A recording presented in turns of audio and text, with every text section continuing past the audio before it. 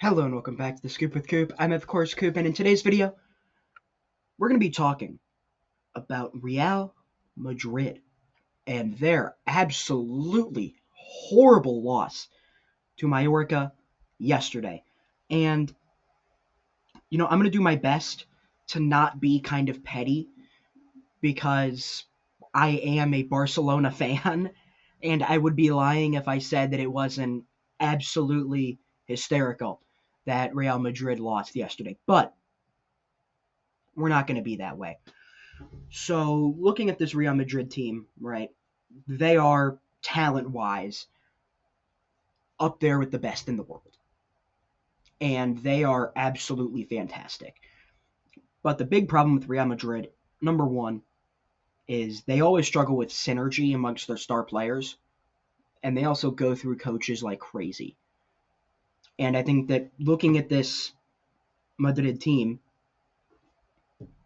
they were in a really good stretch of form here because before this 2-1 loss to Mallorca, they were balling. I mean, just looking at this here, 2-1 against Rayo, 2-0 against Valencia, 4-1 against Sociedad, 1-0 against Benfica. You have a loss to Osasuna, but then you go right back to beating Benfica. You play Getafe, which I'm going to assume that one is, another one of these. Just what? You beat Vigo, you beat Man City, and then you beat Elche.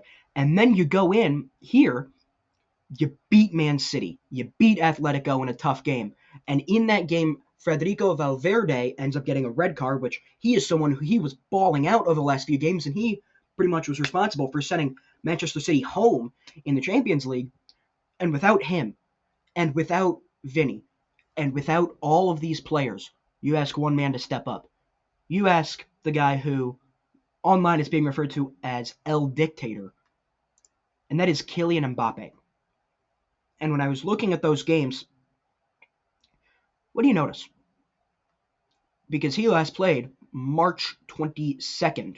He was in that game, March 17th, and then you get all the way to February, right? So going between all those dates, between Osasuna and City and Madrid, you look at these games in between Osasuna, right? They're right here. Win, win, win, win. I mean, it's just looking at all of this for someone who is just like looking at these numbers and you see the 8.9 match rating on FOTMob, you get the 23 goals and 4 assists in 25 games, and you think, oh, there's no way that this guy is not the best player in the world. But I think that looking at this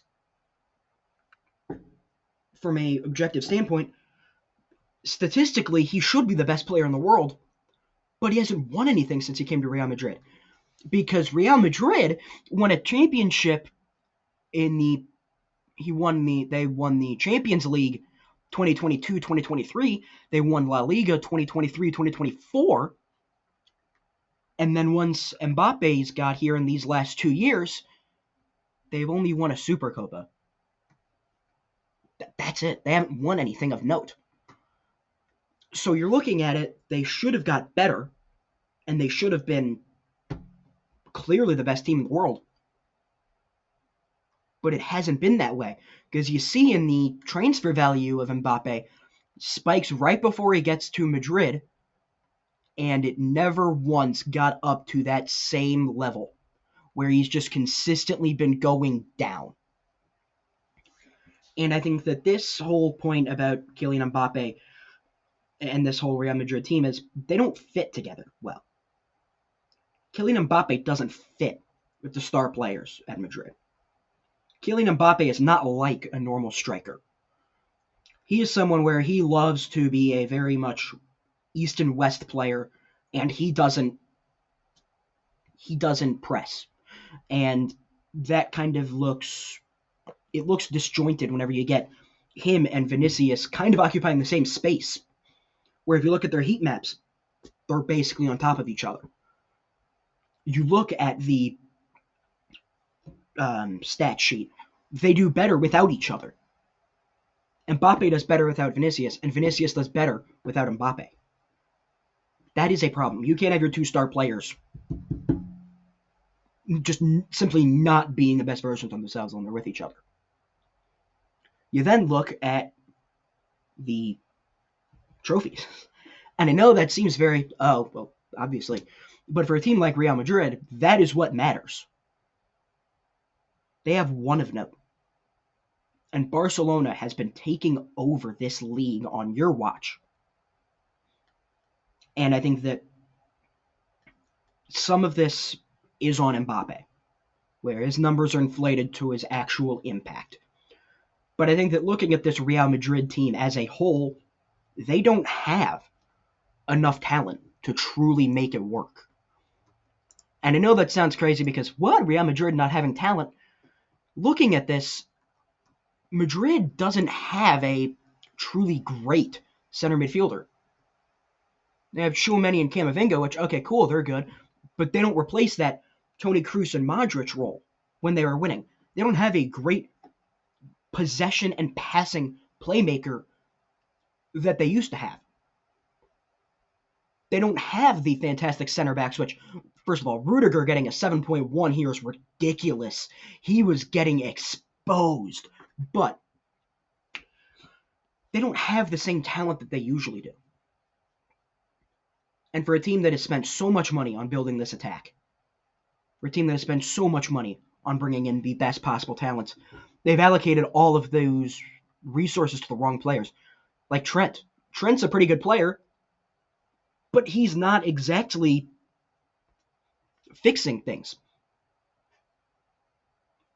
I mean, he's not someone where you look at and you're like, okay, cool, he can really play inside. And he can fix the issues of Bellingham basically being on an island in the middle and him having to make runs like a number 9. That doesn't happen.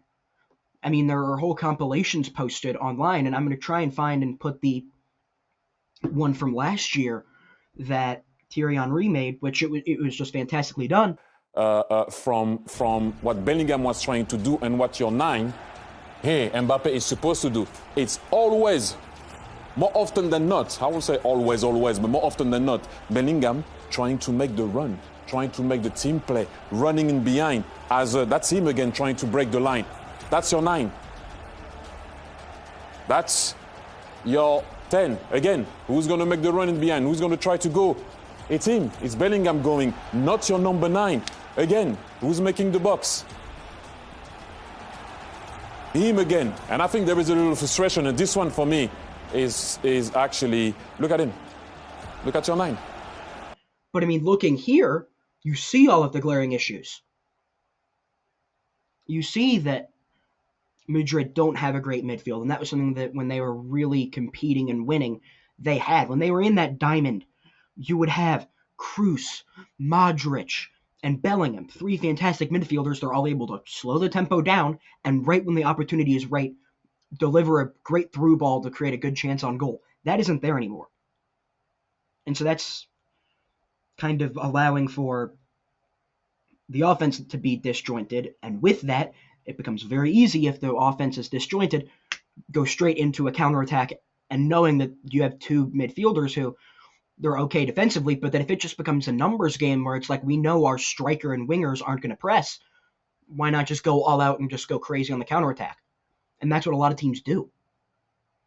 And I think that with this Real Madrid team, there are problems there, but going through coaches like crazy is insane because we just saw Madrid fire, or technically he resigned, but they were going to fire Xabi Alonso. And Xabi Alonso has, I believe, the record for the longest unbeaten streak with Bayer Leverkusen. And Xabi Alonso, Real Madrid legend, he is a fantastic coach. Which, side note, Liverpool, please pick him up. But that's besides the point. But Xabi Alonso, he was someone where, you knew that this was going to be a change of the guard. It wasn't going to be the usual, oh my gosh, who was their coach? He's with Brazil. Carlo Ancelotti. He's very much a player's coach. Not to say that Xabi Alonso isn't, but more so that Xabi is going to be a lot more focused on the tactical side. He's not going to let the players have as much freedom. And you see Xabi being a lot more controlling of things. And the board doesn't back him. They end up sacking him instead. And so you see this player as a player, and you think, oh, if there's someone I don't like, I can just get rid of him. And that kind of goes to the whole Kylian Mbappe dictator point, which that's become a very popular meme on social media, but it is kind of true. Because if you look at all the players that Kylian Mbappe has ran out of town in the name of achieving nothing, it's kind of staggering. And so I think with this Real Madrid team, you need to find a way to make sure that you can. I mean, I think almost that you're going to have to get rid of Rodrigo and he's going to have to leave, and you're going to have to kind of play. I mean, I don't want to say a 4-2-3-1, but you're going to need to have like almost sanctioning Mbappe and Vinicius to be on two different sides of the field, even going with a 4-4-2, where they both occupy the same space and they're both the same like area. So I mean, what do you do about that? I mean, you can't simply say, you know what, we're going all in on the left side. That doesn't work. Um, and so I think that this Real Madrid team is very much broken. But I do think that this game in particular, it was a rough game. But also, it's a 17th place Mallorca team fighting for relegation or fighting to not get relegated. That's unacceptable, especially before Barcelona, where they go on and they take on Atletico Madrid, where if they beat Atletico, they're up by 7 points, which they are.